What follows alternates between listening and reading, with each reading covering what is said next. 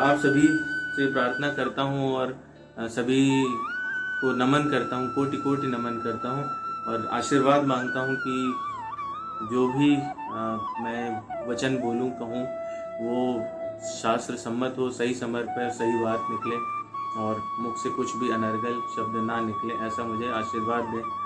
तो इसी प्रार्थना के साथ हम लोग प्रार्थना प्रारंभ करते हैं।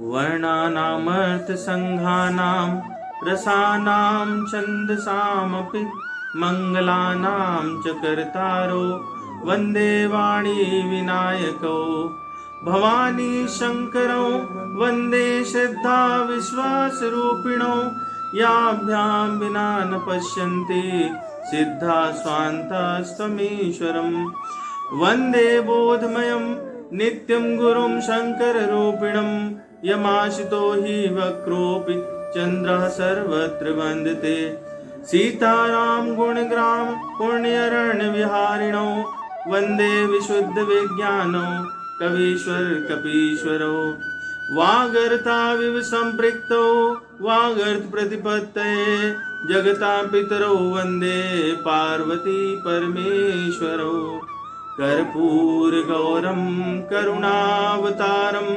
संसारसारं भुजगेन्द्रहारं सदा वसन्तं हृदयारविन्दे भवं भवानी सहितं नमामि। ॐ अज्ञानतिमिरान्धस्य ज्ञानाञ्जनशलाकया चक्षुरुन्मीलितं येन तस्मै श्रीगुरुवे नमः। श्रीचैतन्यमनोभीष्टं स्थापितं येन भूतले स्वयं रूपा कदा मह्यं ददाति सुपदान्तिकं। वन्देऽहं श्रीगुरोः श्रीयुतपदकमलं श्रीगुरून् वैष्णवांश श्रीरूपं साग्रजातं सहगण रघुनाथान्वितं तं सजीवं साद्वैतं सावधूतं परिजन सहितं कृष्ण चैतन्य देवं श्री राधा कृष्ण पादान् सहगण ललिता श्री विशाखान्वितांश। हे कृष्ण करुणा सिंधु दीन बंधो जगतपते गोपेश गोपिका कांत राधा कांत नमोस्तुते तप्त कांचन गौरांगी राधे वृंदावनेश्वरी वृषभानुसुते देवी प्रणमामि हरिप्रिये। वाञ्छाकल्पतरुभ्यश्च कृपा सिन्धुभ्येव च पतितानां पावनेभ्यो वैष्णवेभ्यो नमो नमः। श्री कृष्ण चैतन्य प्रभु नित्यानंद श्री अद्वैत गदाधर श्रीवासादि गौर भक्त वृंद हरे कृष्ण कृष्ण कृष्ण हरे हरे हरे राम राम राम हरे हरे। शान्ताकारं भुजगशयनं पद्मनाभं सुरेशं विश्वाधारं गगनसदृशं मेघवर्णं शुभांगं लक्ष्मीकान्तं कमलनयनं योगविर्ध्यानगम्यं वन्दे विष्णुं भवभयहरं सर्वलोकैकनाथं। यं ब्रह्मा वरुणेन्द्र रुद्रमरुतः स्तुवन्वन्ति दिव्यैः स्तवैर्वेदैः साङ्गपदक्रमोपनिषदैर्गायन्ति यं सामगाः ध्यानावस्थिततद्गतेन मनसा पश्यन्ति यं योगिनो यस्यान्तं नाविदुः सुरासुरगणा देवाय तस्मै नमः। गुरुर्ब्रह्मा गुरुर्विष्णु गुरुदेवो महेश्वरा गुरुर्साक्षात् परब्रह्म तस्मै श्री गुरुवे नमः। ओम वेदाय गुरुदेवाय विद्महे परम गुरुवे धीमहि तन्नो गुरु प्रचोदयात्। ओम परम तत्वाय नारायणाय गुरुभ्यो नमः। ओम गुम गुरुभ्यो नमः। ओम गुम गुरुभ्यो नमः। बोलिए गुरुदेव महाराज की जय। बोलिए वृंदावन बिहारी लाल की, भवानी पति शंकर भगवान की। तो हम लोग अब प्रारंभ करते हैं। बस मैं थोड़ा सा ये पिछले जो जिन लोगों के एपिसोड छूट गए उनकी रिकैप, शॉर्ट रिकैप हम लोग ले लेते हैं। तो पहला जो हम लोगों का डे था उसमें हम लोगों ने थोड़ी सी चर्चा की थी कि भगवत गीता एक मैनुअल है और हम लोगों को किस तरह से उसकी आवश्यकता है।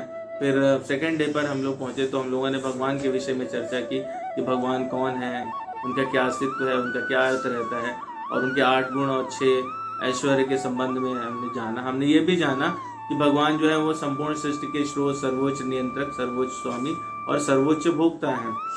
इसके बाद हम लोगों ने फिर उन्हीं को आगे बढ़ाते हुए ये भी जाना कि जो शिव तत्व है वो एक तरह से भगवान विष्णु का ही एक एक्सपेंशन है। वही सेम तत्व दूसरे रूप में मौजूद है, तो उनमें कोई किसी भी प्रकार से भेद नहीं है। और भगवान के रूप में अगर हम लोग देखें तो श्री हरि ही भगवान है, या फिर कह लें कि भगवान कृष्ण ही भगवान है, और उन्हीं का चारों तरफ अलग अलग अवतार और वो अलग अलग कलाओं में विराजते हैं। वही सारे संसार को चलाते हैं, वही सर्वोच्च भोक्ता हैं। तो यह सब हम लोगों ने जाना, और उसके बाद हम लोगों ने थोड़ा थोड़ा महिमा का रसपान करना शुरू किया। तो सबसे पहले हम लोगों ने शंकराचार्य जी द्वारा विरचित महिमा का गान किया, उसका आस्वादन किया, और फिर उसके बाद में हम लोग वराह अवतार जब हुआ भगवान का, और उन्होंने जो गीता महात्म्य बताया उस पर भी चर्चा हुई, उसको हम लोगों ने आनंद लिया। तो आज हम लोग उसी क्रम को आगे बढ़ाते हुए पद्म पुराण में गीता महात्म्य जो कहा गया है उस पर चर्चा करेंगे और उसका आनंद लेना, उसका रसपान करने का कोशिश करेंगे। ये बहुत ही सुंदर है, मुझे अत्यंत प्रिय लगता है, और जितनी बार पढ़ते हैं उतना ही स्वाद आता है। हालांकि इसका कहीं ठीक अनुवाद नहीं मिला मुझे, तो जितना यथोचित अपनी बुद्धि तर्क लगा के और उसको समझ पाए वो इसमें काफ़ी प्रयास करना पड़ा। तो हम लोग उसमें जितना मेरे प्रयास में संभव हो सका वो उतना उद्धत करने का प्रयास करूँगा। किसी प्रकार की कोई त्रुटि हो तो कृपया क्षमा करें। तो इसमें जो है वो हम लोग प्रारंभ करते हैं। कथा कुछ इस प्रकार से ये गीता महात्म्य की है कि भगवान शिव और पार्वती जी संवाद कर रहे हैं। पार्वती जी का एक जिज्ञासा है, क्वेस्ट है, और वो भगवान शिव से पूछती हैं, और वो उसी में बताते हैं कि किस प्रकार भगवान विष्णु ने लक्ष्मी जी को, श्री लक्ष्मी जी को ये बात समझाई थी कि गीता का क्या महात्म्य है। ये पद्म पुराण का जो ये गीता महात्म्य है मुझे इसलिए भी अत्यंत प्रिय है क्योंकि इसमें भगवान बताते हैं कि जो हम लोग अभी चर्चा कर रहे थे पहले वाले भगवत गीता के एपिसोड में हम लोगों ने चर्चा की कि भगवत गीता या श्री गीता जी एक मैनुअल है जो हमारे लिए आए हैं। भगवान ने हमारे शरीर के साथ में वो मैनुअल भी हमको दी है। परंतु यहाँ हम लोग सुन के आश्चर्यचकित होंगे, पद्म पुराण में पाएंगे इसको कि वो मैनुअल खाली हमारे लिए ही नहीं है, वो मैन्युफैक्चरर की भी मैनुअल है। भगवान भी भगवत गीता को उतना ही प्रेम करते हैं, वो उसी में उस तरह से विराजते हैं और उसको संविधान मान करके ही संसार का पालन करते हैं। तो वो खाली ये नहीं कि हमको शरीर चलाने के लिए उसकी आवश्यकता है, उसका महात्म्य इतना ज़्यादा हो जाता है कि वो भगवान भी उसकी महिमा का गुणगान करते हैं और वो उसी के हिसाब से, गीता जी के हिसाब से ही संसार को चलाते हैं।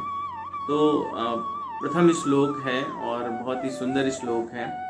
पार्वती जी इसको कहती हैं, पार्वत्य उवाच भगवन् सर्वतत्त्वज्ञ श्री विष्णोस्त्वत्प्रसादतः श्रुता नानाविधा धर्मालोक निस्तार हेतवा अधुना श्रोतुम् इच्छामि गीता महात्म्यम् अप्यहम् श्रुतेन येन देवेश हरो भक्तिर्विवर्धते। तद्वदस्वाना स्वाधुना देवी अद्यहं तव वल्लभा। ये जो पूरा वो है, इसको इस तरह से विचार करें कि कल्पना करें, मन में ये भाव लाएं कि भगवान शिव और माता पार्वती कैलाश पर विराजमान है और समय बढ़िया है, ऐसे ही श्रावण का मौसम है और आनंददायी रमणीय वातावरण है। ऐसे वातावरण में पार्वती जी भगवान के समीप आकर के और उनसे इस प्रकार के वचन कह रही हैं। भगवान कहना प्रारंभ जो करती हैं, पहला शब्द आता है भगवन सर्व तत्वज्ञ। भगवन श्री शिव जी को कहती हैं भगवन सर्व तत्वज्ञ, आप सभी तत्वों के जानने वाले हैं। तो यहाँ पर दो सिद्धांत प्रतिपादित हो जाते हैं, दो चीजें यहाँ पर, दो फैक्ट सामने आते हैं कि वो भगवान हैं और सभी तत्वों को जानने वाले हैं। दूसरा यहाँ पर एक बात ये भी आती है कि जब हम किसी से कोई जिज्ञासा रखते हैं तो उसको किस प्रकार से हमको प्रकट करना चाहिए, उस जिज्ञासा को कैसे प्रकट करना चाहिए। तो वो एक मतलब बड़ी ही सुंदर भूमिका के साथ में आप देखें कि जो हमारे परिवार में भी यदि हमको कोई जिज्ञासा रखनी हो, हमको अपने गुरुदेव से जिज्ञासा रखनी हो, जगत गुरु हैं भगवान शिव, तो उनसे पार्वती जी की ये जिज्ञासा किस प्रकार से रखती हैं, वो पहले संबोधित करती हैं, कहती हैं भगवन सर्व तत्वज्ञ श्री विष्णु स्तवत् प्रसादता। श्री विष्णु जी का मैंने प्रसाद के रूप में, आपकी कृपा से प्रसाद के रूप में स्तवन किया, उनके बारे में सुना।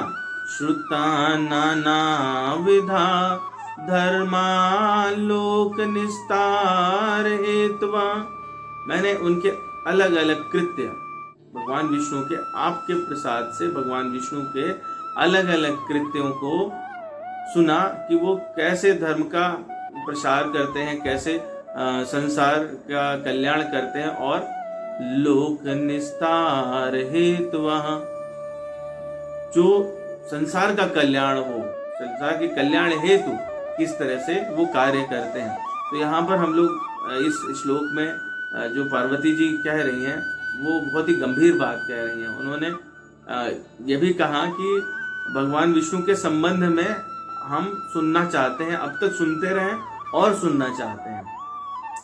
तो एक जो इसके पहले कंफ्यूजन चल रहा था, बातचीत हो रही थी कि भगवान किसको कहें, पार्वती जी भी भगवान शिव भी इस बात को यहाँ पर प्रतिपादित कर देते हैं कि किसका हमको गुणगान श्रवणीय है और कौन लोग ये संसार के कल्याण के लिए कार्य करने वाला है। तो लेकिन इससे भी बड़ी बात हम लोग जो पाते हैं पहली लाइन में ही, वो ये कह रही है श्री विष्णु स्तवत् प्रसादता। तो कोई भी कथा जो भगवान की कथा है वो कृपा से मिलती है, वो प्रसाद रूप में मिलती है, वो सहज नहीं प्राप्त होती। जब तक भगवत कृपा ना हो तब तक हमको वो कथा प्राप्त नहीं होती।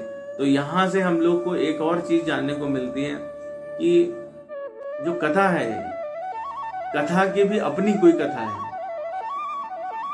कथा की उत्पत्ति किस प्रकार हुई। तो हम लोग कथाएं सुनते रहते हैं, बहुत सारी कथाएं सुनते रहते हैं। तो वो कथा की जो उत्पत्ति है वो उत्पत्ति माता पार्वती की कृपा से है। इसको हम दो प्रकार से समझ सकते हैं।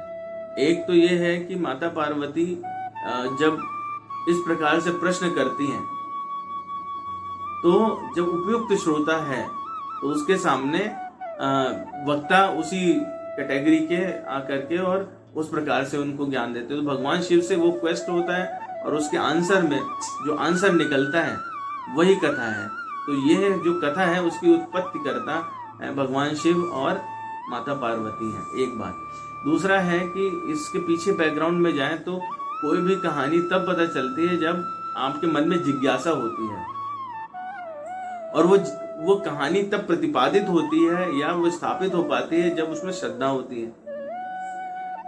माता पार्वती, हम लोगों ने शुरू में ही प्रार्थना में भी कहा है ना, श्रद्धा विश्वास रूपिणो। तो माता पार्वती जी स्वयं श्रद्धा है और इतनी ज्यादा श्रद्धा रखती हैं कि उस श्रद्धा के कारण उनकी जो जिज्ञासा है उसमें कथा की उत्पत्ति हो जाती है और भगवान शिव उस कथा को पूरे संसार के कल्याण के लिए माता पार्वती को सुनाते हैं। और आज हम लोग वही कथाएं आपस में बैठ के चर्चा करते हैं और श्रवण करते हैं। तो यहाँ पर अगली लाइन में उससे भी सुंदर है, वो कहते हैं अधुना श्रोतुम इच्छामि गीता महात्म्यम अप्यहम श्रुतेन येन देवेश हरो भक्तिर्विवर्धते। अधुना, अधुना शब्द का मतलब तुरंत, तात्कालिक रूप से। श्रोतुम इच्छामि, मुझे सुनने की इच्छा है। क्या? गीता महात्म्य। और जिसको सुनने से, श्रुतेन येन देवेश, जिसको सुनने से हे प्रभु, हे भगवान शिव, हरौ भक्तिर विवर्धते, हरि की भक्ति और बढ़ जाती है। तो तत्वदस्व अधुना देव यद्यहम तव वल्लभा, वल्लभा कहते हैं प्रियतमा को। तो कहते हैं उसको आप इसी समय, तुरंत, राइट नाउ, इसी समय मुझे सुनाए यदि मैं आपकी प्रियतमा हूं तो इस पूरे उसको देखें तो ये एक पूरा जो अच्छा गृहस्थ परिवार है उसमें किस प्रकार से एक क्वेस्ट होता है और इसमें कई सारे सिद्धांत निकलते हैं। तो पहला हम लोगों ने चर्चा की कथा की उत्पत्ति कैसे होती है, फिर किस प्रकार से कोई जिज्ञासा रखनी चाहिए, इस चीज को माता पार्वती बताती हैं। फिर तीसरा सिद्धांत यहाँ पर निकल के आता है, वो कहती है अभी के अभी, अधुना श्रोतुम इच्छामि, अभी सुनना चाहती हूँ, अभी के अभी सुनना चाहती हूँ। ठीक है, और क्यों सुनना चाहती हूँ? क्योंकि गीता महात्म्य सुनने से भगवान विष्णु, भगवान हरि की भक्ति में हम प्रवृत्त हो जाते हैं, वो भक्ति बढ़ जाती है। इसलिए फिर उसके बाद शर्त रख देती है, जैसे कि हमारे घरों में आमतौर पे होता है, बोले अगर आप हमसे जरा भी प्यार करते हैं तो ये करके। तो यहाँ पर लेकिन कंडीशन देखिए कि किस चीज के लिए है। गीता महात्म्य सुनने के लिए है, भगवान की कथा सुनने के लिए है, और भगवान शिव तुरंत सुनाएंगे। तो यहाँ से बात ये भी निकलती है कि हमको अपने जीवन में जब कोई शुभ कार्य करने को कहा जाए या मन में विचार आए तो शीघ्र, अतिशीघ्र कर लेना चाहिए। और यदि कोई अशुभ विचार आता है या आप क्रोधित होते हैं या फिर आप किसी प्रकार से आप अंदर आपके कलुष उत्पन्न होता है तो उसको कोशिश करनी चाहिए टाल देने की। ठीक है, जैसे इसमें हम लोग उदाहरण के तौर पर देख सकते हैं, भगवान राम जब सुंदरकांड में हम लोग पढ़ते हैं तो वहाँ आखिर में क्या होता है, वो समुद्र से रास्ता मांगने के लिए जाते हैं। लक्ष्मण जी उनको बोलते हैं कि तुरंत इनको आप बाण निकालिए और तुरंत सोख सकते हैं, इसमें इनसे प्रार्थना करने की क्या आवश्यकता है। तो भगवान वहां पे कहते हैं कि मैं क्रोध करूंगा परंतु अभी नहीं, क्रोध करूंगा जैसा तुम कह रहे हो हे लक्ष्मण, जैसा तुम कह रहे हो वैसा ही होगा, परंतु अभी नहीं। तो वो क्रोध को, उसका उपयोग करते हैं, क्रोध को वो टाल रहे हैं। उन्होंने फिर सर संधाना है और उसके बाद में समुद्र ने उनको रास्ता बताया, सब कुछ हुआ, परंतु क्रोध को भी वो टाल देते हैं। तो कोई भी अशुभ कार्य जो आपके मन में आता है उस समय इस प्रकार हमको करना चाहिए कि उसको टाल दें। और कोई शुभ कार्य यदि आता है और किसी प्रकार से वो कोई इच्छा जाहिर करता है या हमारे सामने ये प्रश्न आता है तो उसको तुरंत ही कर लेना चाहिए। तो ये 3-4 सिद्धांत जो है वो हमको इस श्लोक में, और किसी भी गृहस्थ के लिए ये बहुत ही खूबसूरत है, बहुत ही सुंदर है। तो कभी भी जब हमारे घर में माताएं रहती हैं वो ये किसी प्रकार का क्वेस्ट करें तो इस तरह से यदि करें तो फिर पुरुष भी उसमें डिनाई करने का ऑप्शन उनका समाप्त हो जाता है, वो डिनाई नहीं कर सकते। तो शुरू में उन्होंने, आप देखो तो कितनी सुंदरता से पहले कहते हैं भगवान, अब भगवान है सर्व तत्वज्ञ हैं, और फिर लास्ट में कह दिया कि सुनाइए यदि मुझे प्यार करते हैं तो दोनों ही तरफ से भगवान शिव बंध गए, अब कुछ नहीं कर सकते, उनको आखिर सुनाना ही पड़ेगा। तो भगवान शिव क्या कहते हैं ईश्वर उवाच अतसी पुष्पसङ्काशं खगेन्द्र आसनम् अच्युतं शयानं शेषशय्यायां महाविष्णुम् उपास्महे। क्या बता रहे हैं कि अतसी पुष्प संकाशम, अतसी पुष्प, वो मैंने इसलिए वो पुष्प का फोटो लगाया है। अतसी जो शब्द है उसका अर्थ होता है अलसी। आजकल बहुत पॉपुलर है, बहुत लोग उसको मेडिसिनल यूज की तरह ले रहे हैं। तो अलसी का जो पुष्प है उसके समान जो वर्ण है जिनका, अतसी पुष्प संकाशम खगेन्द्र आसनम अच्युतम। खगेंद्र यानी पक्षी, पक्षी राज के आसन पर जो च्युत रहते हैं, हमेशा फिट रहते हैं। ठीक है, च्युत, अच्युत का मतलब होता है वो जो अपनी पोजीशन से कभी ना गिरे, कह दिया तो हो गया। ये वाली जो सिचुएशन है, इसीलिए भगवान विष्णु को कहते हैं कि वो अच्युत है। तो उनकी जो भी पोजीशन है, जो भी स्थान है, वो कभी भी उससे नीचे नहीं गिरते, तो हमेशा खगेंद्र के आसन पर विराजमान रहते हैं। शयानम शेष शय्यायाम, किस पर विश्राम करते हैं? भगवान शेष के ऊपर विश्राम करते हैं। महाविष्णु उपास्महे, विष्णु ने नहीं, महाविष्णु, महाविष्णु की मैं उपासना करता हूँ। ऐसे जिनका जो शरीर है, विग्रह है, वो अलसी के फूल की समान श्याम वर्ण है, और जो पक्षी राज गरुड़ पर हमेशा विराजमान रहते हैं, जो अपनी महिमा से कभी च्युत नहीं होते हैं और शेषनाग की सैया पर शयन करते हैं, उन भगवान महाविष्णु की हम उपासना करते हैं। फिर आगे कहते हैं कदाचित आसने रम्य सुखासीनम मुरद्विषम आनंदयत्री लोकानाम लक्ष्मी प्रपच्छ सादरात्। कदाचित, एक समय की बात है, वंस अपॉन अ टाइम, कदाचित आसने रम्य, यहाँ पर सावन था कैलाश पे, बिल्कुल रमणीय वातावरण में। ऐसे में माता पार्वती ने भगवान शिव से प्रश्न किया है, वहां पर भी रमणीय वातावरण, क्षीर सागर में भी रमणीय वातावरण है, आसपास का माहौल अनुकूल है। और ऐसे में जब वो भगवान मुरद्विषम, मुरद्विषम मतलब मुर नामक दैत्य को मारने वाले भगवान विष्णु, वो आराम से, बिल्कुल आज संडे का दिन है, आज ऑफिस नहीं है, हॉस्पिटल बंद, ठीक है, घर पे रहना है, लैपटॉप अपना किनारे रख दिया है और आराम से लेटे हुए आंख बंद करके। तो ऐसे आनंद के माहौल में जो है आनंद देने वाली, किसको आनंद देने वाली? आनंदयत्री लोकानाम लक्ष्मी प्रपच्छ सादरात्, उनके पैर पकड़ के पैर दबा रही हैं और किसको आनंद देती है? संपूर्ण लोक को। ये तो हम लोग सभी जानते हैं कि honey is sweeter, money is sweeter than Honey.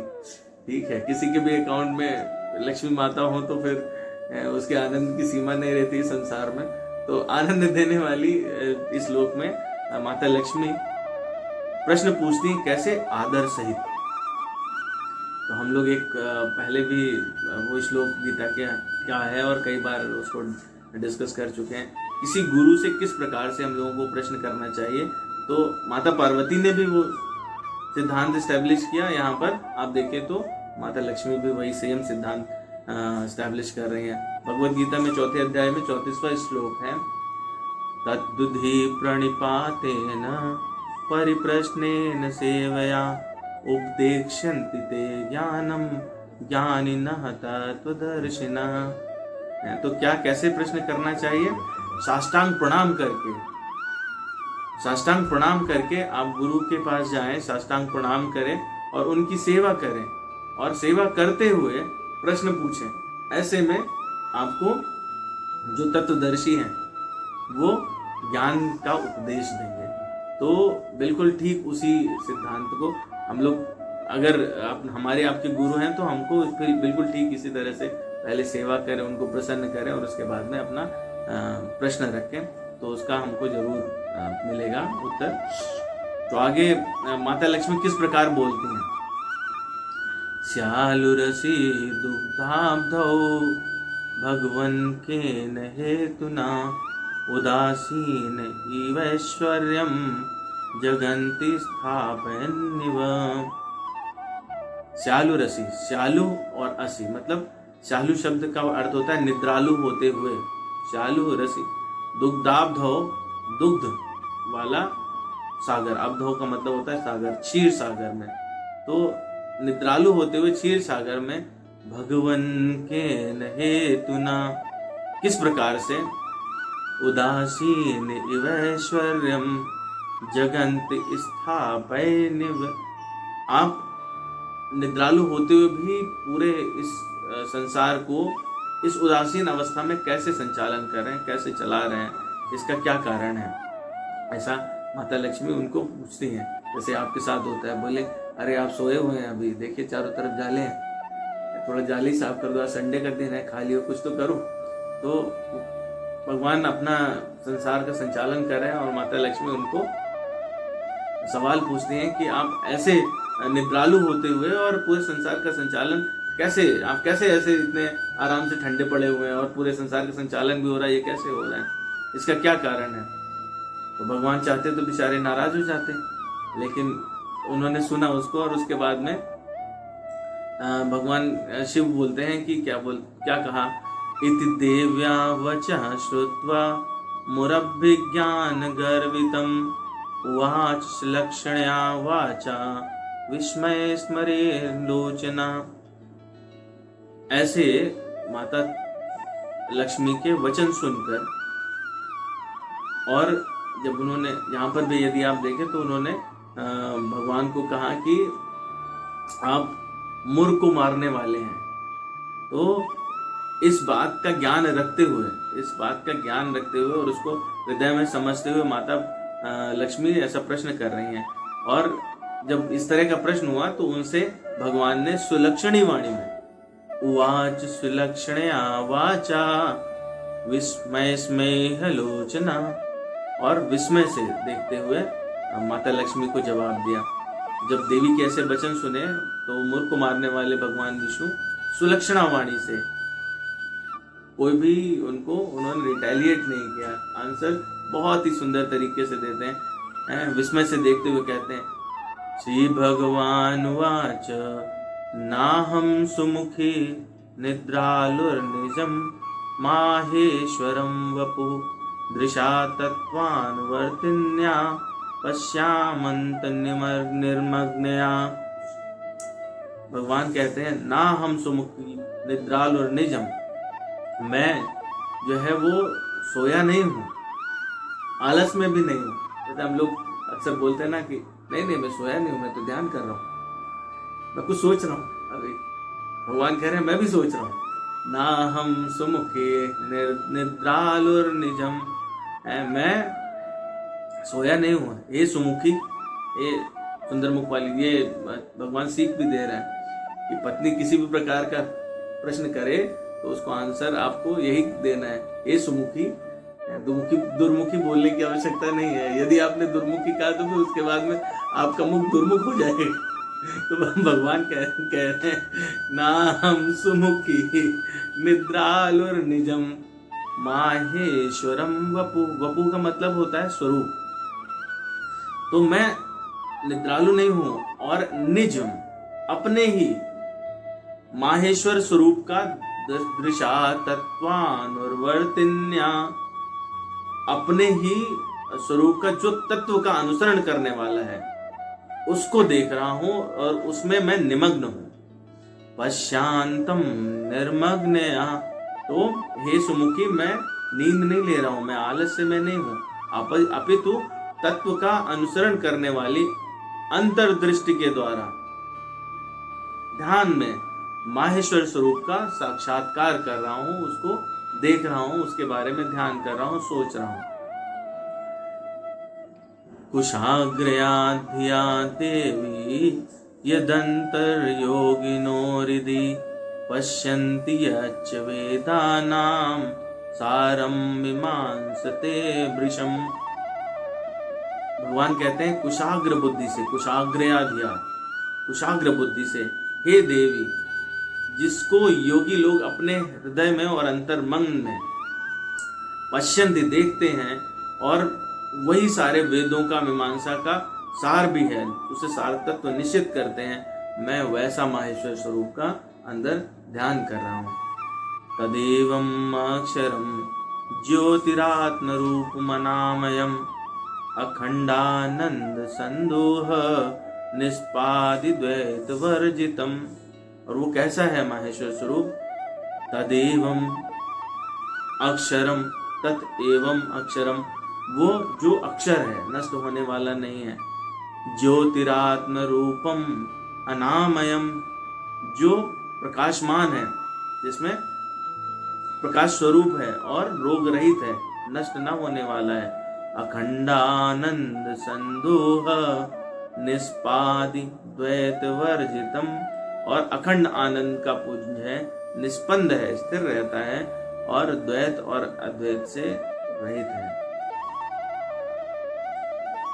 आगे कहते भगवान, यदाश्रया जगत वर्तिर्यन्मया चानुभूत भूयते न येन रहितम किंचित जगत्वम चराचरम। कहते यदाश्रया, यत आश्रया, जिसका आश्रय लेकर के, और जगत वृत्तिर्यन्मया, जग जो ये पूरा संसार है, वो पूरा संसार जिसका आश्रय लेकर के चलता है, चानुभूयते न येन रहितम, जिसके बिना किंचित जगत तत्वम चराचरम, ये चर और अचर और ये जगत क्षण मात्र भी नहीं चल सकते। तो वो ये बता रहे हैं कि वो उस माहेश्वर तत्व का, उस माहेश्वर स्वरूप का, अपने ही उस माहेश्वर स्वरूप का ध्यान कर रहे हैं, उसका चिंतन कर रहे हैं, जिसके बिना ये संसार और चर अचर वो एक क्षण भी नहीं चल सकता, जिसके द्वारा ही सारी अनुभूतियां हैं। और वो माहेश्वर तत्व ऐसा है जिसको संत लोग मीमांसा में दर्शन करते हैं, वेदांत में प्रतिपादित करते हैं, वो अपने हृदय में धारण करते हैं। निर्मथ्य बहुधा लोक्य वेद शास्त्रान् बुद्धिं सुधीः द्वैपायनो यदा साध्य गीता शास्त्रम निशिष्टवान। निर्मथ्य मतलब जिसका मंथन करके, बहुधा लोक्य बहुत सारा देख करके, जिसका मंथन किया, किस चीज का?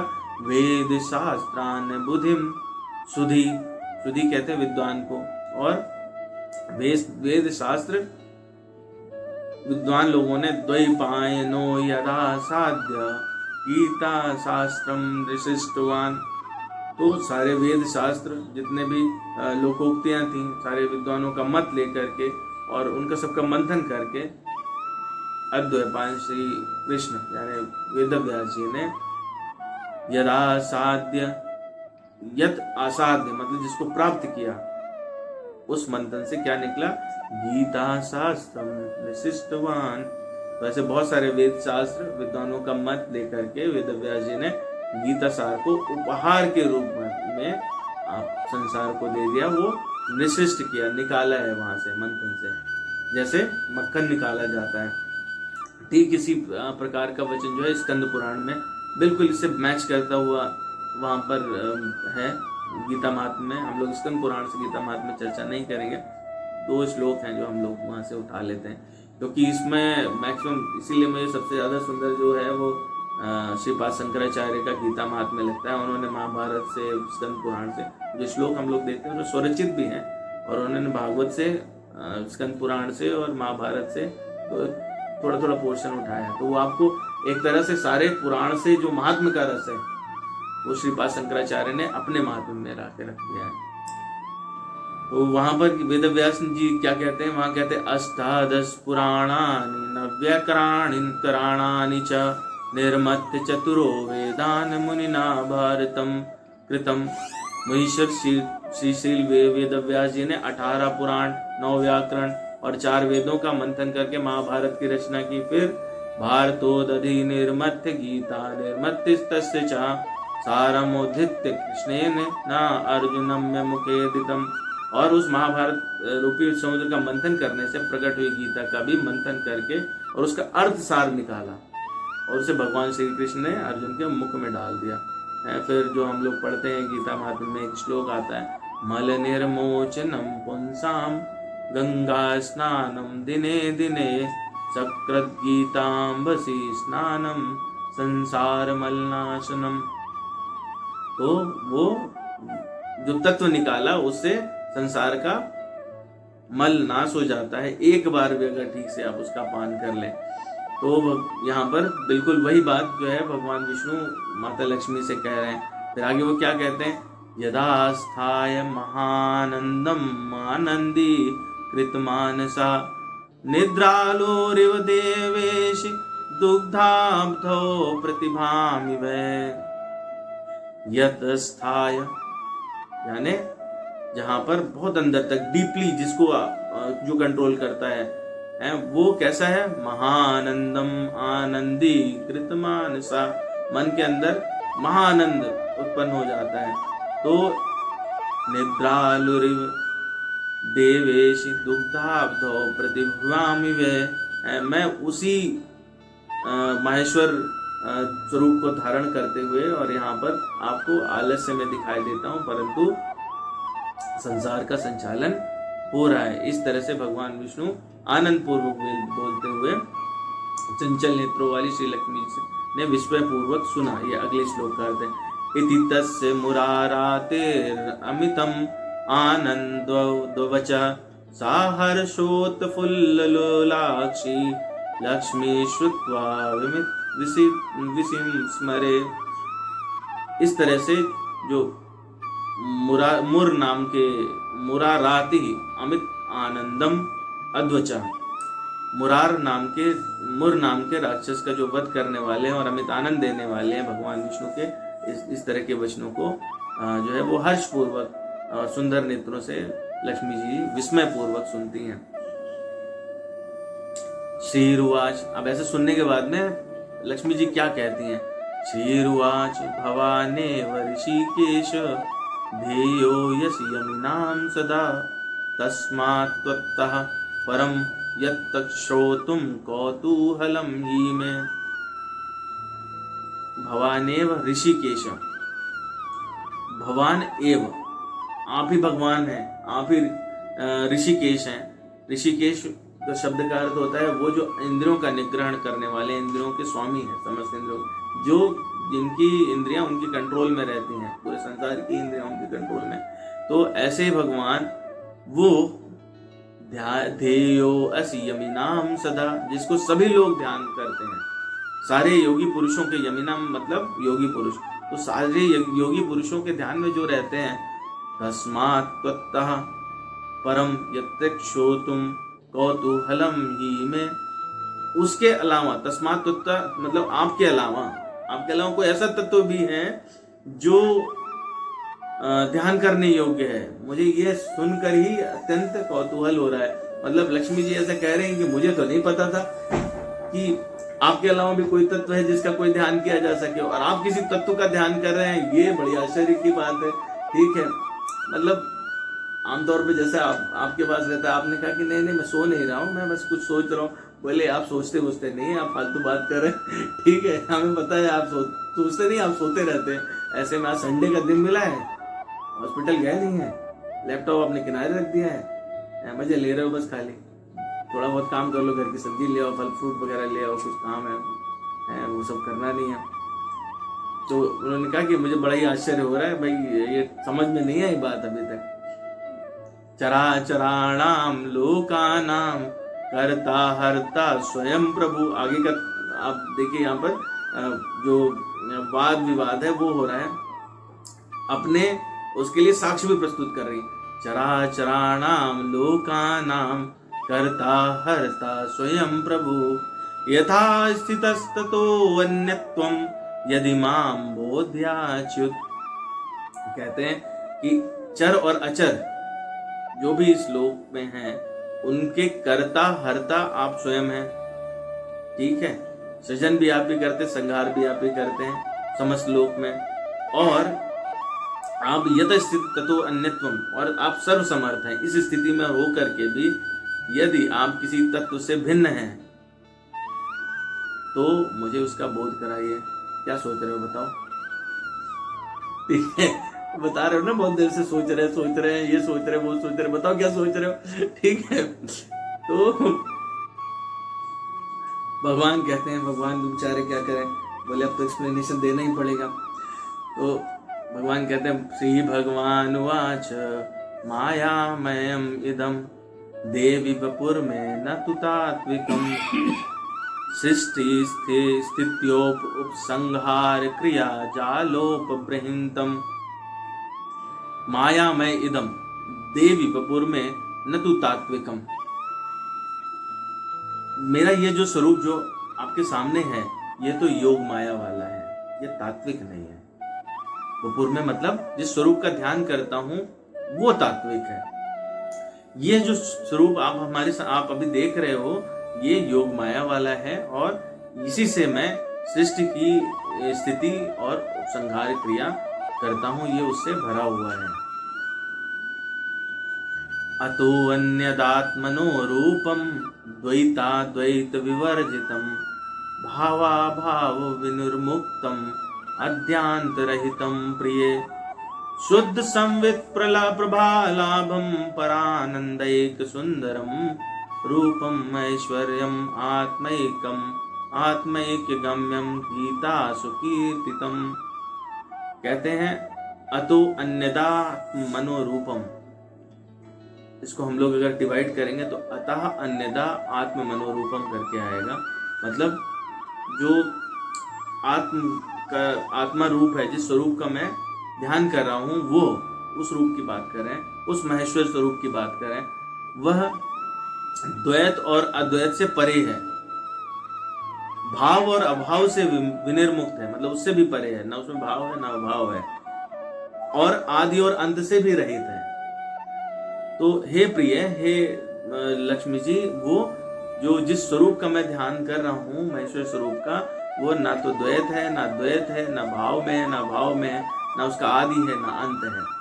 शुद्ध संवित प्रभालाभम, जो एक शुद्ध प्रकाश, पूरी तरह से जो हमेशा चलने वाला शाश्वत प्रकाश के समान है, और वो परानंद दैक सुंदरम, और वो इतना सुंदर है। रूपम ऐश्वर्यम, वो मेरा ही ईश्वरीय रूप है। एक गम्यम गीतासु कीर्तितम, और आत्मा का एकत्व ही है जो गीता में गाया गया है। तो जो स्वरूप गीता में गाया गया है, मैं उसी का ध्यान कर रहा हूं, ऐसा भगवान कहना चाहते हैं। आगे वो बताएंगे कि जो उस रूप का ध्यान कर रहे हैं उससे वो क्या करते हैं।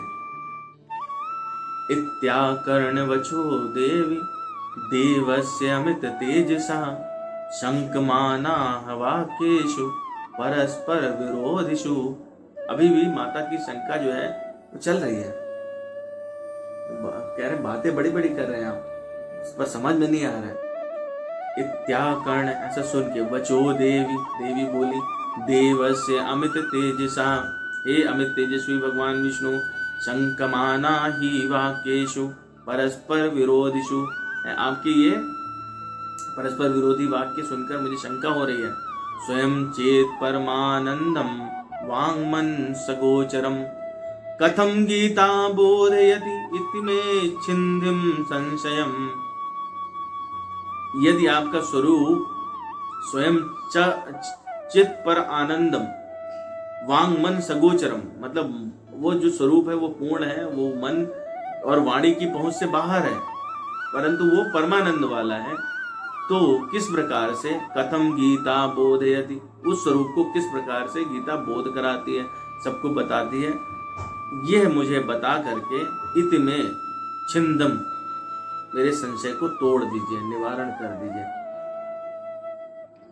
तो अब क्या है, अब तो बोलना ही पड़ेगा, अब बताना ही पड़ेगा ना कि भाई हम क्या सोच रहे हैं उसको। तो अगर आप सच में सोच रहे हैं तो एक्सप्लेनेशन देंगे कि हम क्या सोच रहे हैं, किस तरह से पालन करते हैं।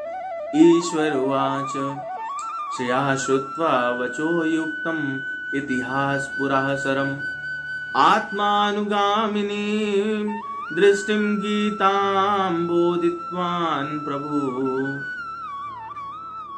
ईश्वर उवाच, यहाँ पर जो ईश्वर शब्द है ये भगवान शिव के लिए है। तो भगवान शिव अब कह रहे हैं श्रियः श्रुत्वा, लक्ष्मी जी की ये वचन सुनकर, वचो युक्तम इतिहास पुरासरम, ऐसे वचन उपयुक्त वचनों को सुनकर भगवान विष्णु ने इतिहास पुरासरम, जो पुराना पहले का इतिहास है वो, उस इतिहास सहित आत्मानुगामिनी दृष्टिम, जो गीता बोधित्वान प्रभु, जो गीता आत्म अनुगामिनी है, जो भगवान का अनुगमन कराने वाली है, ऐसी गीता, ऐसी दृष्टि देने वाली गीता का लक्ष्मी जी को बोध कराया। इसके बाद में वो भगवान बताना शुरू करते हैं गीता का महात्म्य क्या है। यहाँ तक ये पूरा जो हम लोग सुना है वो है उसकी रूपरेखा, प्रस्तावना चल रही है अभी, ठीक है।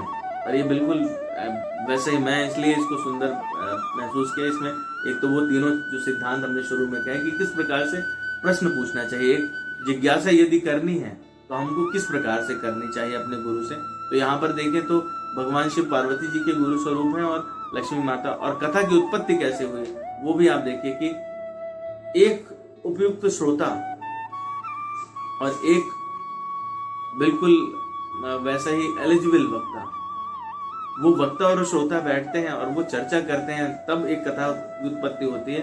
और वो चर्चा किसकी करते हैं? वो हरि चर्चा करते हैं। तो वो हरि चर्चा ही बार बार सुनाई जाती है और वो हम लोग उसी चर्चा को आज पुनरावृत्ति कर रहे हैं। अहम आत्मा परेशान पर अपर विभेदतः द्विधा ततः परः साक्षी निर्गुणो निष्कलः शिवा।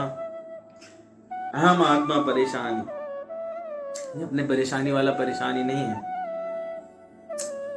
अहम आत्मा, मैं परमात्मा, परेशानी, परेशानी मतलब ब्रह्मा विष्णु, ब्रह्मा और शिव जी, इन सब के लिए अगर हम लोग देखें तो पर अपर विभेदिता, वो एक श्रेष्ठ रूप है और एक अन्य रूप यानी निम्न रूप में बटे हुए हैं। तो मेरा ही जो परमात्मा स्वरूप है वो पर और अपर में बटा हुआ है। द्विधा ततः परः साक्षी निर्गुणो निष्कलः शिवा। उन दोनों में जो पर है, दो यहाँ पर रूप विभक्त हो गए, पर और अपर। तो जो पर है वो साक्षी है, निर्गुण है, निष्कल है और शिव है। तो यहाँ पर जो शिव शब्द है वो शिव शब्द का अर्थ भगवान शिव नहीं है। जो उस अर्थ से लेना चाहे जिस श्लोक में, तो वो उसको फिट कर सकते हैं कि भगवान शिव के लिए कहा गया वो साक्षी है, निर्गुण है और निष्कल है। और जो दूसरा मतलब श्रेष्ठ रूप है वो भगवान शिव ही है और उन्हीं को याद कर रहे हैं भगवान विष्णु। इस श्लोक का एक अर्थ ये भी निकल सकता है, परंतु फिर वो गीता महात्म्य नहीं रहेगा। तो ये उस पर तत्व के विषय में बात कर रहे हैं। तो यहाँ पे शिव शब्द का अर्थ है भगवान शिव का जो अर्थ है, हमको शिव कहाँ इसलिए जाता है क्योंकि वो ऑस्पिशियस है, वो पवित्र है। वो किसी भी चीज से, वो चाहे शमशान में रहते हैं तो, कैलाश में रहते हैं तो, मुंडमाला अपने ऊपर धारण करते हैं तो, भस्म धारण करते हैं तो, चाहे वो मदार इत्यादि आप भांग उनको चढ़ाते हैं तो भी वो किसी भी प्रकार से उनकी पवित्रता भंग नहीं होती। वो हर कंडीशन में पवित्र रहते हैं, इसी को कहते हैं शिव। तो यहाँ पर वो तत्व, दो तत्व हो गए, पर और अपर। पर तत्व जो है वो कैसा है? वो साक्ष्य स्वरूप है, निर्गुण यानी गुणातीत है, गुण से परे है, विकार रहित है, निष्कल विकार रहित है और परम पवित्र है। अपरः पंचवक्त्रो अहम द्विधा तस्यापि संस्थितः शब्दार्थ भेदतो वाच्यो यथात्मा हम महेश्वरा। और जो अपर है, अपर यानी अन्य, दूसरा तत्व, वो पंचवक्त्रो अहम, पांच मुख से मैं, द्विधा तस्यापि संस्थिता, उस अपर रूप में मैं, ये पांच मुख वाला जो स्वरूप है वो उसमें स्थित है। शब्दार्थ भेद तो वाच्यो यथात्मा हम महेश्वरा। और शब्द और अर्थ के भेद से महेश्वर रूप का यथारूप वर्णन होता है वहां पर। गीता नाम वाक्य रूपेण यन्नुच्छिद्यते दृढ़ा मदीय पाश बंधो अयम संसार विषयात्मका। और जो गीता के वाक्य रूप में वो महेश्वर तत्व है, उसका जो अनुसरण करे, दृढ़ता पूर्वक अनुसरण करे, यनिरुच्छिद्यते दृढ़, तो वो काट देता है किसको? मदीय पाश बंधो अयम संसार विषयात्मिका। जो ये संसार विषयात्मक संसार है, वो उस विषय के बंधन को वो काट देता है जो लोग उस महेश्वर तत्व का ध्यान करते हैं दृढ़ होकर। यानी वो गीता जी के जो वाक्य में लिखे हुए हैं, अब इसको हम लोग अगर अब डिवाइड करें और समझने का प्रयास करें तो भगवान ये कह रहे हैं कि मेरे दो रूप हैं, दो स्वरूप हैं। एक जो आप देख रहे हैं जो योग माया वाला है, जिससे संसार बनता है, सृष्टि बनती है, उसका संचालन होता है और संहार होता है। दूसरा वो है जो वो तत्व जिसमें न तो गुण है, वो साक्षी स्वरूप है, वो हमेशा किसी तरह से प्रभावित नहीं होता, वो बल्कि ऊपर का तत्व है, वही महेश्वर तत्व कहला रहा है। वो कहां पर स्थित है? वो गीता जी में स्थित है, गीता जी के वाक्यों में स्थित है। और उसी तत्व का जो भी ध्यान करता है वो संसार के विषयात्मक बंधन से दूर हो जाता है, कट जाता है। यदाभ्यास पराधीनौ पंचवक्त्र महेश्वरौ इति तस्य वचः श्रुत्वा गीता सार महोदधे। जिसके अभ्यास के अधीन पंचवक्त्र मतलब एक रूप जो सामने दिख रहा है और महेश्वर तत्व, ये गीता जी के अभ्यास के अधीन है। और ऐसे गीता सार को सुन करके, महासागर को सुन करके, इदम पर विभेदेन बुद्ध्यते भववीरुहि तम पृच्छदिदम लक्ष्मी रंग प्रत्यंग संस्थितम महात्म्यम से इतिहासम च सर्वम तस्यै निवेदयत्। तो इस भेद को जान करके जो भयभीत जीव रहते हैं उनको देखते हुए लक्ष्मी जी अंग प्रत्यंग से मतलब पूरी तरह से समर्पित होकर के गीता जी का महात्म्य और वो इतिहास सहित कहने के लिए प्रार्थना करते हैं, ऐसा पूछते हैं। श्री भगवान वाच। अब जब ऐसा प्रश्न किया तो भगवान उनके लिए संबोधन कितना सुंदर देते हैं। शुण शुश्रोणि वक्ष्यामि गीता सुस्थिति मानना महात्मना। शुण शुश्रोणि, शुश्रोणि कहते हैं लक्ष्मी जी को। क्यों? क्योंकि वो इतनी अच्छी चीज, इतना अच्छा प्रश्न है और उसका उतना ही अच्छा उत्तर भी होने वाला है, तो ऐसे सौंदर्य को वो सुनने वाली है। तो श्रोणि शुश्रोणि वक्ष्यामि गीता सुस्थिति आत्मना। गीता जी में मैं अपनी स्थिति को बताता हूँ। हे लक्ष्मी जी सुनिए, मैं गीता जी में अपनी स्थिति को बताता हूँ। वक्त्राणि पंचजानीह पंचाध्यायानुक्रमात् दशाध्याया भुजाश्चैक उदरम दोपदाम्बुजे। क्या है? वक्त्राणि पंच, पांच मुखों को आप जानिए क्रम अनुसार। शुरू के 5 अध्याय गीता जी के, तो शुरू के 5 अध्याय 5 मुख हैं भगवान के। दशाध्याय भुजाश्चैक, और 10 अध्याय जो अगले 10 अध्याय वो भुजा है। तो 5 हो गए और 10 हो गए 15। उदरम द्रौपदाम्बुजे, और उदर 1, भुजाश्च 1 उदर यानी 16, और 2 पैर 17 और 18 वो पैर है। तो गीता जी क्या है?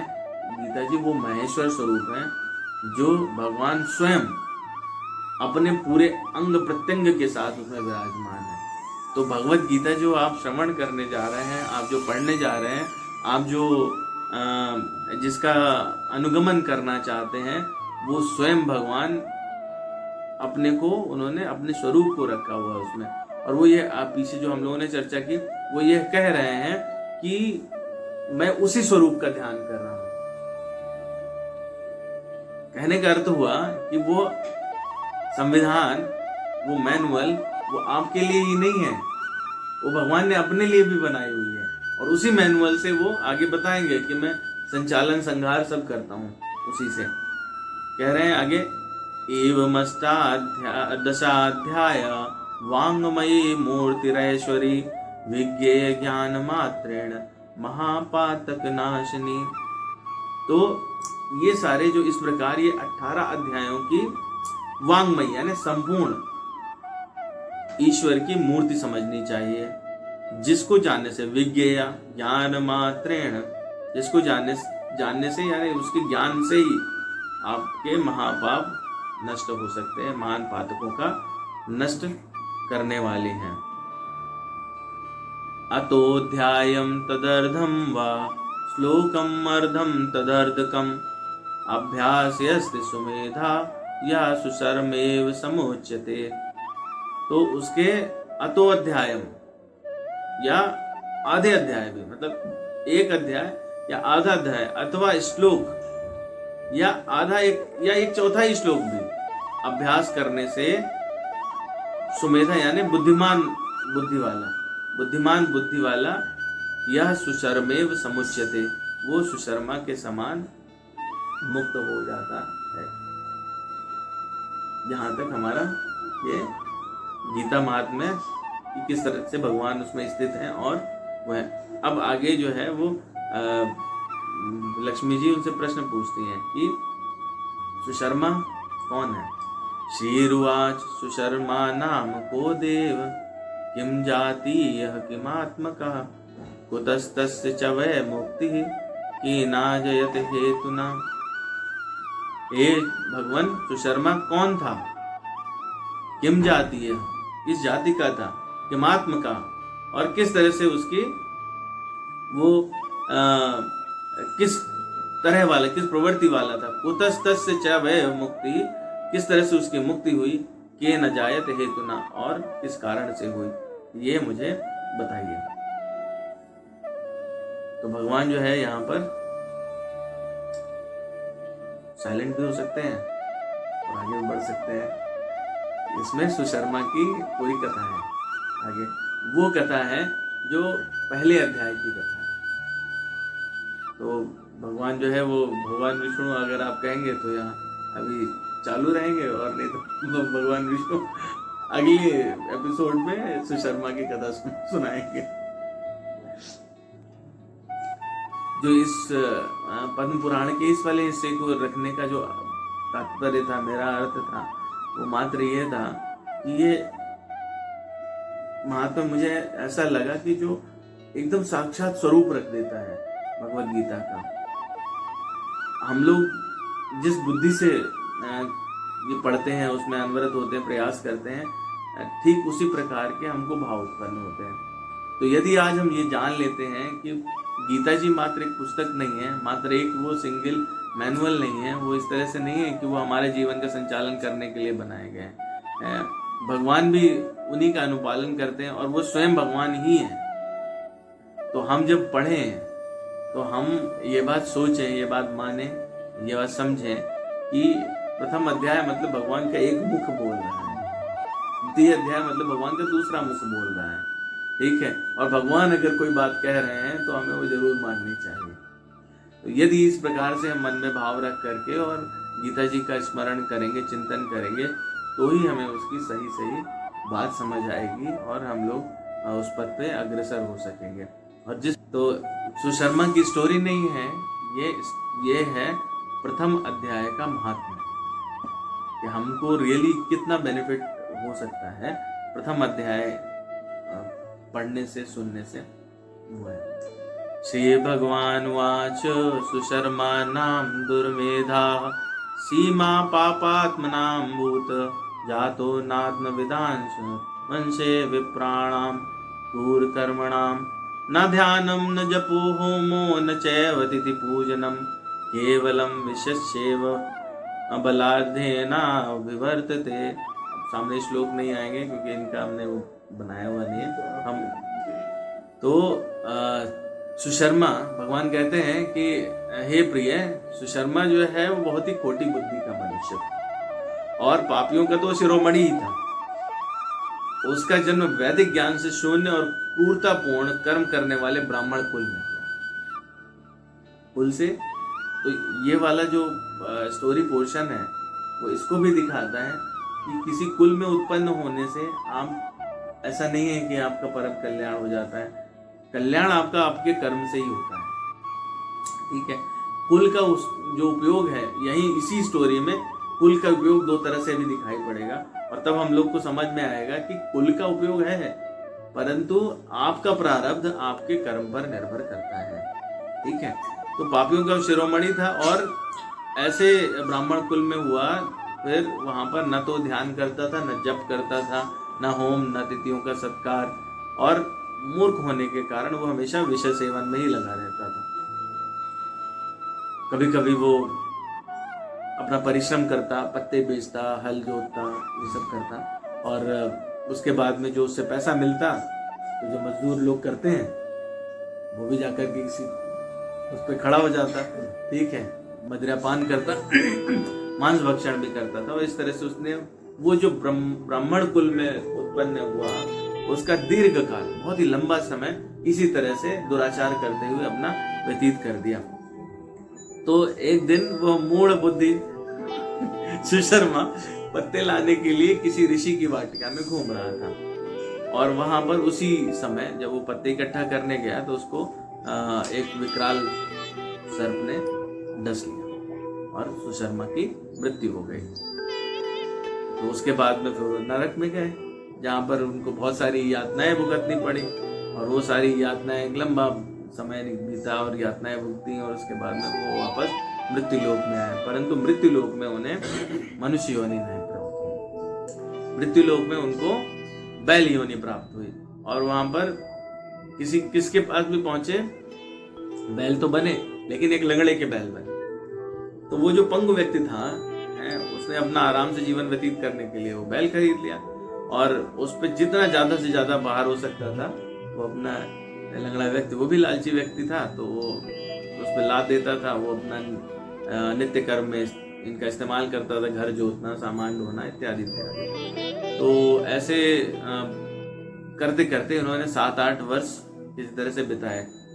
तो एक बार उस पंगु व्यक्ति ने क्या किया कि उनको ऊंचाई की तरफ बहुत सारा बोझा रख के और ले जाने लगा। तो जब ऊंचे पे चढ़ने लगे तो इनका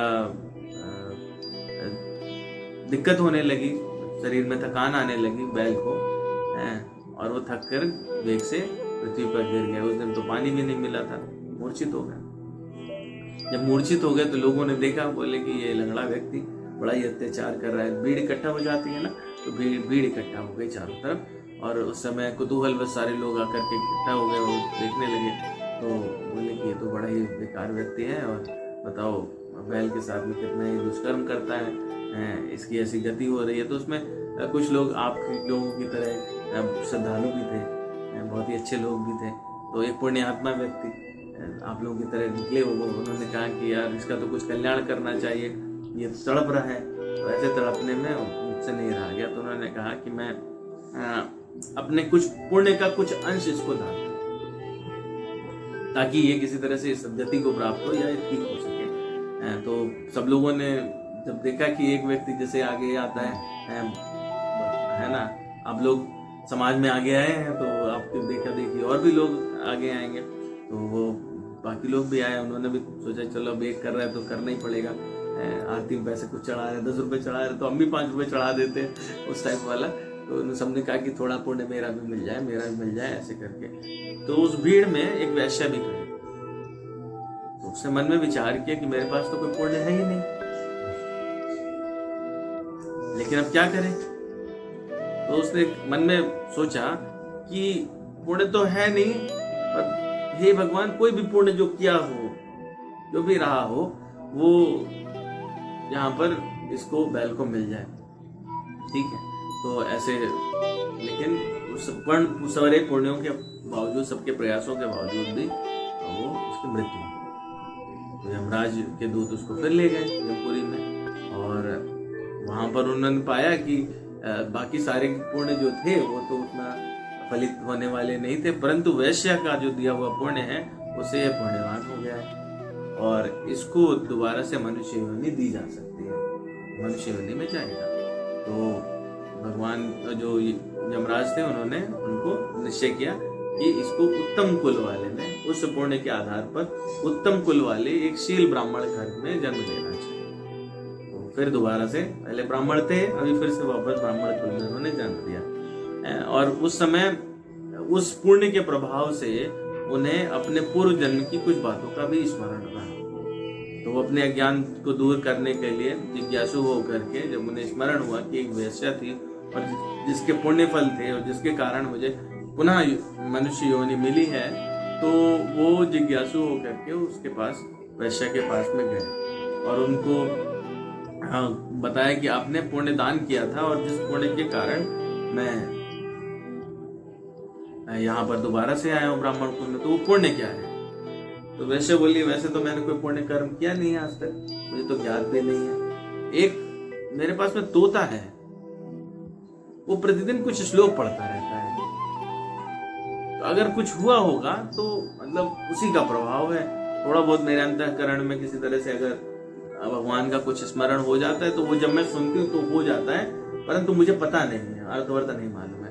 तो उनका अच्छा ठीक है। तो वही मैंने फिर सोचा कि उससे कुछ भी जो प्रभाव आया वो आपको दान कर दिया। तो उन्होंने कहा कि भाई ले चलिए, आप तोते के पास ले चलिए। तो तोते के पास पहुंचे तो उन्होंने अपना पूर्व जन्म का स्मरण किया और अपना ये सारा बताया कि भाई ये ऐसा ऐसा हुआ, हम बैल बने। और फिर तो तोता सुनता रहा, फिर बोला कि आप ही की तरह हमारी भी कहानी है। पूर्व जन्म में मैं भी एक विद्वान व्यक्ति था, विद्वान ब्राह्मण था, परंतु अभिमान से मोहित हो गया। तो मैं सबको इतना राग द्वेष बढ़ गया कि जो गुणवान व्यक्ति रहते थे उनके प्रति भी ईर्ष्या भाव रखने लगा। और फिर समय के अनुसार मेरी मृत्यु हो गई, सबको चैलेंज करता रहता था। मेरी मृत्यु हो गई तो मृत्यु के पश्चात मैं घृणित लोकों में भटकता रहा। फिर इस लोक में आया और मैंने अपने उस समय में जब मैं विद्वान था तो अपने गुरु की भी निंदा कर। तो गुरु की निंदा के कारण मेरा जन्म पक्षी कुल में हुआ, तोते के कुल में हुआ। और चूंकि गुरु निंदा इतना बड़ा पाप है कि उस पाप के कारण छोटी अवस्था में ही मेरी माता पिता से मेरा वियोग हो गया। तो मैं एक बार ग्रीष्म ऋतु में तड़प रहा था, तो वहां से एक श्रेष्ठ मुनि निकले अपने शिष्यों के साथ। तो उन्होंने मुझ पर दया की और मुझे अपने आश्रम में ले आए और अपने आश्रम में ला करके उन्होंने एक पिंजरे में रखा। वहां पर वो रोज गीता जी के प्रथम अध्याय का उनके शिष्य पाठ करते थे, वो उसका स्मरण कर रहे थे। तो मैं वही सुन करके मुझे वो रट गया, मुझे वो याद हो गया। परंतु दुर्भाग्यवश उसी समय मुझे एक चोर ने वहां से चुरा लिया, उस कुटिया से। और कुटिया से जब चुराया तो फिर वो वैश्य के पास में आकर के मुझे बेच गया। अब मेरे पास में जो रटा हुआ था वो तो मात्र वही गीता का प्रथम अध्याय था। तो मैं उसी को अपना नित्य प्रति यहाँ पर अभ्यास करता रहा। और ये सुबह सुबह प्रातः काल में वैश्या उसको सुन लेती थी। तो इस तरह से वैश्या का भी अंतःकरण शुद्ध हो गया। तो इनसे ही मुझे आशा है कि मेरे पाप जो है वो कट जाएंगे और वैश्या का तो अंतःकरण शुद्ध हो ही गया है। तो ये सुनने लगे सुशर्मा जी। तो सुशर्मा जी जो है वो उनको समझ आया कि पिछले जन्म में जो पुण्य आया था वो इसकी वजह से आया था। तो इस प्रकार जो परस्पर वार्तालाप और गीता के प्रथम अध्याय के महात्म्य की प्रशंसा करके वो तीनों अपने अपने घर पे जा करके गीता जी का अभ्यास करने लगे और उस अभ्यास के कारण फिर वो ज्ञान प्राप्त करके मुक्त हो गए। तो भगवान विष्णु कहते हैं कि गीता जी के प्रथम अध्याय को जो इस प्रकार पढ़ता है, सुनता है, अभ्यास करता है, उसको भवसागर को पार करने में कठिनाई नहीं होती है। तो इस तरह से गीता जी के प्रथम अध्याय का महात्म्य पूर्ण हुआ। बोलिए वृंदावन बिहारी लाल की जय। गीता शास्त्रमिदं पुण्यं यः पठेत् प्रयता पुमान् विष्णोः पद्मवाप्नोति भयशोकादिवर्जितः। गीताध्ययनशीलस्य प्राणायाम परस्य च नैव सन्ति हि पापानि पूर्वजन्म कृतानि च। मलनिर्मोचनं पुंसां जलस्नानं दिने दिने चक्रद्गीताम्बसि स्नानं संसारमलनाशनं। गीता सुगीता कर्तव्या किमन्यैः शास्त्रविस्तरैः या स्वयं पद्मनाभस्य मुखपद्मादिनिश्रिता। वार्तामृत सर्वस्वं विष्णोर्वक्त्रादिनिश्रितं। गीता गंगोदकं पीत्वा पुनर्जन्म न विद्यते। सर्वोपनिषदो गावो दुग्धा गोपाल नंदना। पार्थो वत्सा सुधीर भोक्ता दुग्धम गीतामृतम मात। बोलिए वृंदावन बिहारी लाल की जय। अभी जब हम कथा वो कह रहे थे सुशर्मा वाली, तो मुझे एक बहुत ही सुंदर कथा याद आ गई, तो जरूर सुना देना चाहिए। एक महात्मा थे और किसी कारण से उनका जो है संपर्क किसी बलशाली दुष्ट व्यक्ति से हुआ। ठीक है, तो वो आकर के उनका सानिध्य करता था और नित्य प्रति वो अपना सब करने में लगे रहते, पर उनको मानते थे। वो व्यक्ति जो है वो महात्मा जी को बदमाश व्यक्ति मानता था। तो जब थोड़ा और प्रगाढ़ हो गया संबंध, तो उन्होंने कहा कि भाई देखो ठीक है, सब बातें ठीक है, हम लोग आसपास में रहेंगे, पर आप जो करते हो वो मैं नहीं करूँगा। ठीक है, तो उन्होंने कहा ठीक है, पर जब संबंध प्रगाढ़ हो गए तो बोले कि एक बार हमारे कहे से, हम तो रोज राम नाम जपते रहते, तुम राम का नाम ले लो, बस शर्त एक रहेगी कि ले करके तुम भूल जाना। बोले पहले तो उन्होंने आग्रह किया भाई आप भगवान राम का नाम लीजिए और नाम जप करिए। तो बोले कि नहीं, ये अपने फैशन में नहीं है, ये हमसे ना हो पाएगा। ठीक है, राम नाम का जप करना तुम्हारा काम है, अपना नहीं है। बड़ा रिक्वेस्ट कि वो नहीं माने। तो बोले अच्छा ठीक है, आज चलो जंगल घूमने आए। जंगल घूमने गए तो महात्मा जी भी बलवान आदमी थे, अखाड़े पहलवान थे।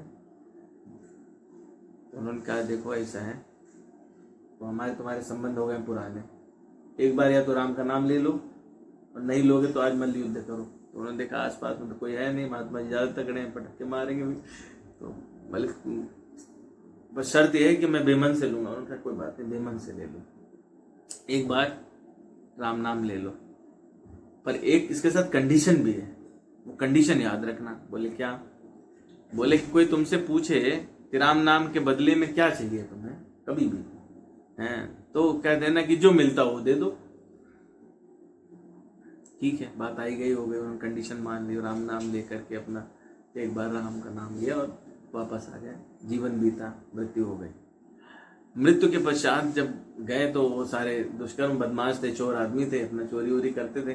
तो जब वहाँ पहुँचे यमराज के यहाँ, तो सारे यमदूत बड़े प्रसन्न हुए, बोले कि ठीक है, इसके पास तो मतलब पूरा अकाउंट ही बढ़िया है, कोई दिक्कत नहीं है, चलो कढ़ाई वढ़ाई तैयार करो, तेल गरम किया जाए। तो उन्होंने देखा, चित्रगुप्त बोले अरे रुको रुको, एक बार इसने पूरे जीवन में एक बार राम नाम लिया है। तो उससे पूछा गया कि भाई एक बार तुमने लिया है तो बताओ इसके बदले में क्या चाहिए तुम्हें, जो मिलता हो दे दो। जो मिलता हो दे दो, राम नाम के बदले में जो मिलता हो वो दे दो। तो बोले कि ये तो बड़ा कठिन सवाल। चित्रगुप्त जी ने अपना पूरा पोथी होती खंगाली, उसमें देखा कि मतलब राम नाम के बदले में क्या दे सकते हैं। बोले कि अपने से ना हो पाएगा, धर्मराज के पास चलो। धर्मराज के पास पहुंचे तो उन्होंने भी अपना सिर खुजलाया, बोले कि ये हमसे ना हो पाएगा। ब्रह्मा जी पूरी सृष्टि की संरचना करते हैं, उनको पता होगा इस वेद पुराण में कहाँ लिखा हुआ है कि राम नाम के बदले में क्या मिलेगा। तो ब्रह्मा जी के पास पहुंचे, उनसे कहा कि बताइए। तो उन्होंने कहा यार वेदों में तो कहीं दिखाई नहीं दे रहा है कि राम नाम कि बदले में क्या मिलेगा। ठीक है, तो भगवान शिव सर्व तत्वज्ञ हैं, उन्हीं से पूछा जाए। सब लोग भाई लेके उसको पहुंचे, बदमाश आदमी को कैलाश पे, तो देखा भगवान शिव अपना समाधि लगा के बैठे हुए हैं। लोगों ने प्रार्थना की, भाई बोले राम का नाम और उसका अर्थ और उस तत्व का मतलब राम ही बता सकते हैं, हमारे बस की नहीं है, हम कैसे बता दें। बोले अब कहाँ चले भाई, फाइनली भगवान राम के पास चलो। भगवान राम के साकेत धाम में पहुंचे। वहां पे कहा गया कि भाई ये चोर आदमी है और पूरा पाप का घड़ा एकदम लबालब भरा हुआ है, बस एक बार इसके जीवन में आपका नाम लिया है तो बताओ इसका क्या करना चाहिए, इससे क्या मिलता है। भगवान बोले इससे जो मिलता है मिल तो गया, उस एक बार राम के नाम लेने से मनुष्य साकेत धाम पहुंच जाता है, भगवान का साक्षात दर्शन हो जाता है। और जब एक बार भगवान का साक्षात दर्शन हो जाए तो वो क्या साकेत धाम से वापस आ सकता है? नहीं आ सकता। भगवान ने कहा कि अब तो इसको दर्शन हो गए, तो अब इसके आगे क्या करना है आप जानते हैं। धर्मराज जी ने उसको वहीं छोड़ दिया और चले आए। ठीक है, तो ये जो है ये गीता जी के अध्याय की वही महिमा है, क्योंकि ये आप भगवान का अक्षरशः स्मरण कर रहे हैं। ठीक है, तो इसीलिए बोलिए गीता शास्त्र जी की जय, महेश्वर स्वरूप गीता जी की जय, श्री सीताराम भगवान की जय, पवन सुत हनुमान की जय, अयोध्या नगरी की जय, वृंदावन धाम की जय, सरयू नदी की, तीर्थराज प्रयाग की, गंगा मैया की, यमुना मैया की, सब संतों की और यहाँ पर उपस्थित सभी भक्तों की जय।